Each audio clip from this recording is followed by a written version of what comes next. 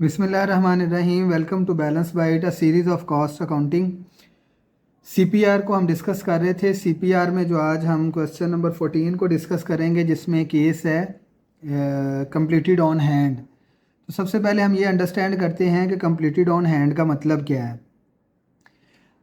सबको इस बात का आइडिया है कि जो कॉस्ट ऑफ प्रोडक्शन रिपोर्ट बनाई जाती है वो मंथली बेसिस पे बनाई जाती है। तो सम टाइम ऐसा होता है कि बिल्कुल मंथ के लास्ट टाइम पे जाके यूनिट कंप्लीट होते हैं, तो मैनेजर वगैरह ये कहते हैं कि यार टारगेट पूरा करो, यूनिट्स कंप्लीट करो, यूनिट्स बनाओ, लेकिन ट्रांसफ़र हम बाद में भी कर लेंगे। तो ऐसे यूनिट जिनको हम कंप्लीट कर लें, बना लें, वो 100% रेडी हों, लेकिन आप उनको ट्रांसफ़र ना करें, तो उनको हम कहते हैं unit completed but on hand. यानी यूनिट कंप्लीट हैं लेकिन हमारे पास ही पड़े हुए हैं, हमारे ही हैंड में हैं, हमने उनको ट्रांसफ़र नहीं किया। तो ये जो कंप्लीटेड ऑन हैंड है, अब इसकी ट्रीटमेंट क्या होगी। जितने यूनिट आपने कंप्लीट किए हैं और ऑन हैंड हैं, इन एक तो आप इनको जाके क्वांटिटी स्केजुअल में बताओगे, फिर दूसरा आप इक्विवेलेंट प्रोडक्शन में जाके इनको कैलकुलेट करोगे, और आपको पता है जो चीज़ ईपी में आएगी वो जाके अकाउंटेड एज फॉलो में आएगी। तो हम इसको सॉल्व करते हैं। सॉल्व करने से पहले हम स्टेटमेंट पढ़ लेते हैं कि किस तरह की स्टेटमेंट जो है वो इससे रिलेटेड दी होंगी। तो क्वेश्चन नंबर 13 की पहले स्टेटमेंट हम रीड कर लेते हैं। वहाँ पे लिखा हुआ है, how ever 2000 units complete in department 2 और not yet transfer out. 2000 unit हैं जो हमने कंप्लीट किए हैं डिपार्टमेंट 2 से, और वो ट्रांसफ़र आउट नहीं हुए। यानी इसका मतलब ये है कि वो ट्रांसफ़र आउट नहीं हुए, तो हमारे पास हैं, कंप्लीट हैं और ऑन हैंड है। इसी तरह से क्वेश्चन नंबर 4 की हम बात करें तो वो कहता है, during the month manufacturing operation on 1260 units are completed. ठीक है, मैन्युफैक्चरिंग ऑपरेशन 1260 यूनिट पे कंप्लीट है। At the end of 60 unit completed awaiting transfer. At the end जो है वो 60 यूनिट जो है कंप्लीटेड यूनिट्स में जो 60 यूनिट हैं वो ट्रांसफ़र होने के लिए वेट कर रहे हैं। तो इसका मतलब 1260 यूनिट आपने कंप्लीट किए हैं, और उन 1260 में से 60 यूनिट ऐसे हैं जो कंप्लीट होके ट्रांसफ़र नहीं हुए। तो इसका मतलब जो कंप्लीटेड आउट हैं वो 1200 है। तो इस तरह करके स्टेटमेंट दी जा सकती है, जिससे आइडिया होगा कि unit completed but on hand. अब हम क्वेश्चन पढ़ लेते हैं। Finishing department is the last producing department of अलगनी industry during February. Finish department receive 1400 units from proceeding department at a unit cost of 680। During the month manufacturing operation on 1260 units are completed. At the end of month 60 of the completed units are in department awaiting transfer. 1260 complete हुए, उनमें से 60 transfer out होने के लिए wait कर रहे हैं, तो इसका मतलब 1200 ट्रांसफ़र आउट हुए हैं। 100 in process units are estimate 40% complete as to material, 20% complete as to labour and factory overhead. Remaining units are lost during processing. Direct material, direct labour and factory overhead are change to the department during February. There is no work in process beginning inventory. Required क्या है, schedule of equivalent production और cost of production report. तो EP हम बनाते ही हैं और cost of production report भी उन्होंने हमसे रिक्वायर की है। Unit receive from proceeding department 1400 units, transfer out 1200 unit completed but on hand 60 unit still in process 100 and remaining units जो हैं वो 40 हैं और वो यूनिट लॉस हैं। तो ये 1400 आपके कंप्लीट हो गए। अच्छा जी, क्वांटिटी स्केजुअल हमने डिस्कस कर लिया है और उसमें क्या क्या चीज़ें किस तरह से आनी हैं। नेक्स्ट हमारे पास आएगा cost charge to the department. यहाँ पे आ जाएगा टोटल कॉस्ट, यहाँ पे आ जाएगा यूनिट कॉस्ट, और दोनों ही रुपीज़ और रुपीज़। तो सबसे पहले आएगा cost receive from previous department. तो जो प्रीवियस डिपार्टमेंट से आपने कॉस्ट रिसीव की है वो यूनिट कॉस्ट है 680। तो टोटल कॉस्ट हम खुद कैलकुलेट कर लेंगे। 1400 यूनिट मल्टीप्लाई बाय 680, तो हमारे पास टोटल कॉस्ट आ जाएगी प्रीवियस डिपार्टमेंट की, तो ये आ जाएगा जी 952,000।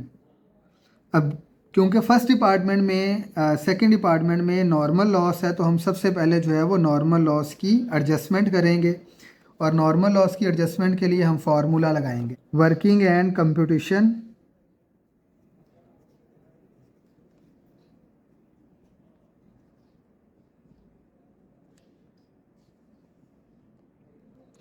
एडजस्टमेंट फॉर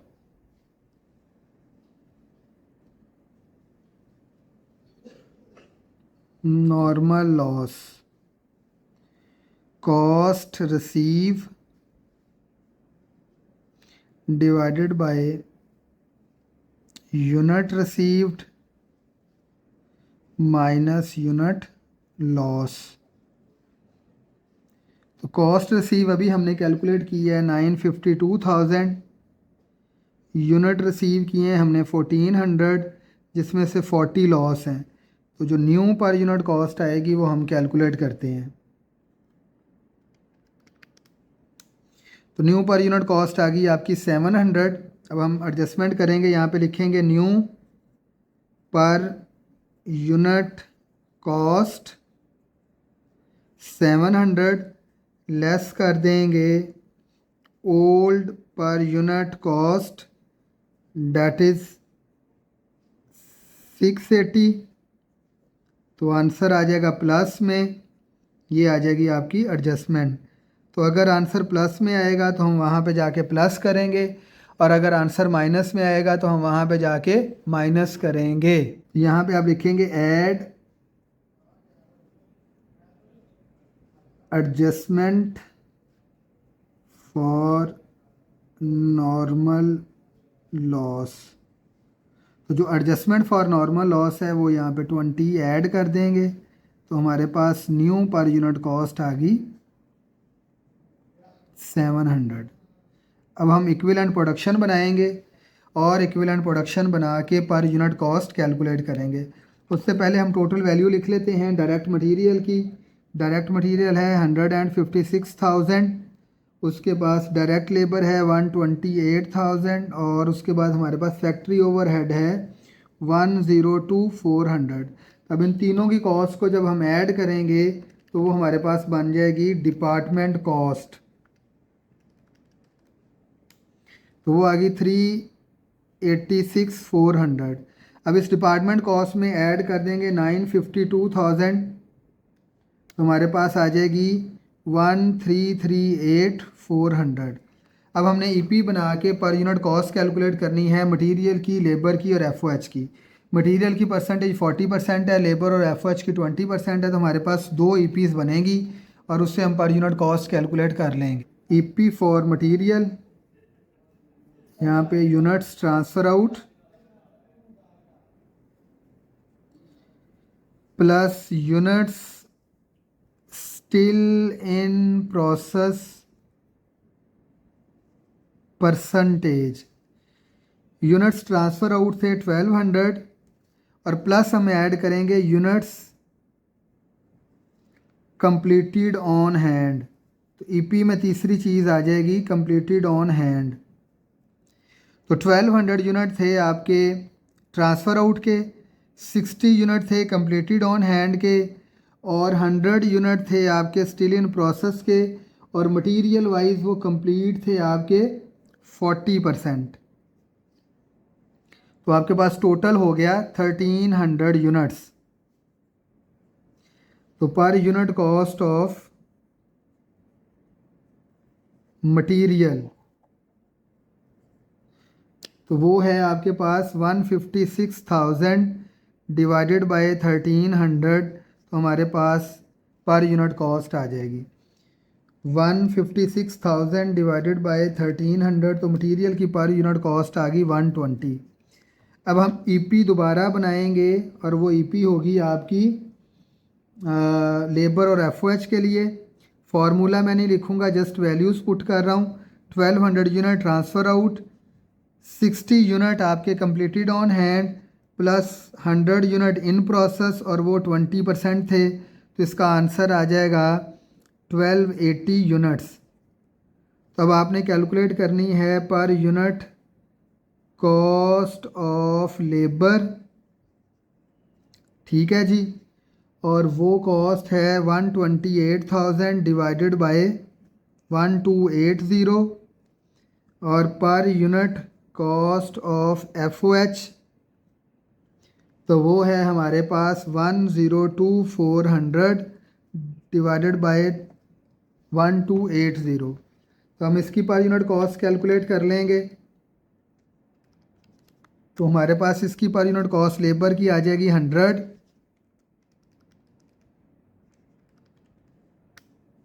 और हमारे पास FOH की पर यूनिट कॉस्ट आ जाएगी 80। यहाँ पे 120, यहाँ पे 100 और यहाँ पे 80। तो हमारे पास टोटल जो कॉस्ट आ जाएगी वो आ जाएगी हमारे पास 300।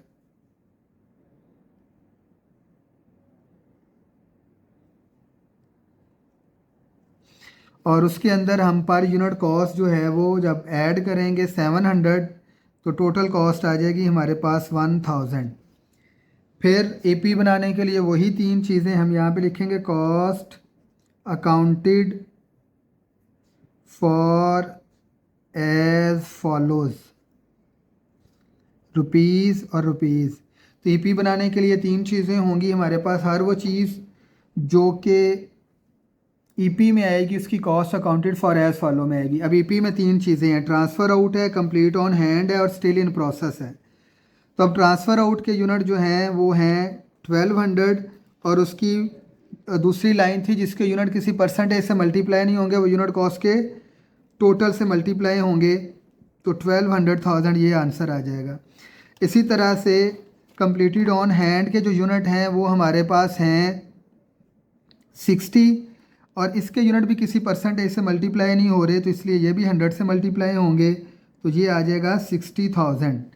उसके बाद कॉस्ट फ्रॉम प्रीवियस डिपार्टमेंट, तो 100 यूनिट थे वर्क इन प्रोसेस में और नई पर यूनिट कॉस्ट फॉर्मूला लगाने के बाद जो एडजस्टेड कॉस्ट है वो आप लिखेंगे। तो वो आ जाएगी यहाँ पे 70,000 और मटेरियल की वही 100 यूनिट, वो आपके पास 40% कंप्लीट हैं और उसकी पर यूनिट कॉस्ट है 120। लेबर 100% 20% और उसकी पर यूनिट कॉस्ट है 100।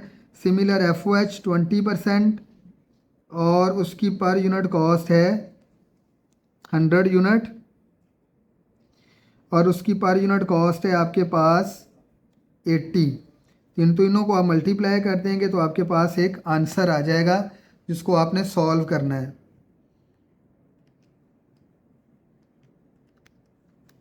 ये आ गया 4800, यहाँ पे आ जाएगा 2000 और यहाँ पे आ जाएगा 1600।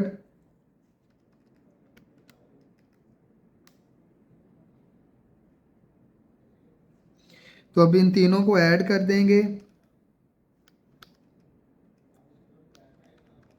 तो ये सब आंसर आ गया 78,400। उसके अंदर ऐड करेंगे 60,000 प्लस ऐड करेंगे 1200,000 तो हमारे पास आंसर आ जाएगा 1,338,400। तो टोटल कॉस्ट अकाउंट फॉर और टोटल कॉस्ट चार्ज आपकी इक्वल आ गई। इसका मतलब क्वेश्चन आपका बिल्कुल ठीक होगा। अब इसमें हमने क्या काम किया, इसमें कंप्लीटेड ऑन हैंड थे। कंप्लीटेड ऑन हैंड को एक आपने जाके लिखा क्वांटिटी स्केजुअल में, फिर आपने इसको EP में लिखा और जो चीज़ EP में आएगी उसकी cost accounted for as follow में आएगी। तो ये था आपका क्वेश्चन नंबर 14। किसी भी किस्म का कोई प्रॉब्लम हो तो कमेंट सेक्शन में जाके मैसेज कर सकते हैं। Thank you so much.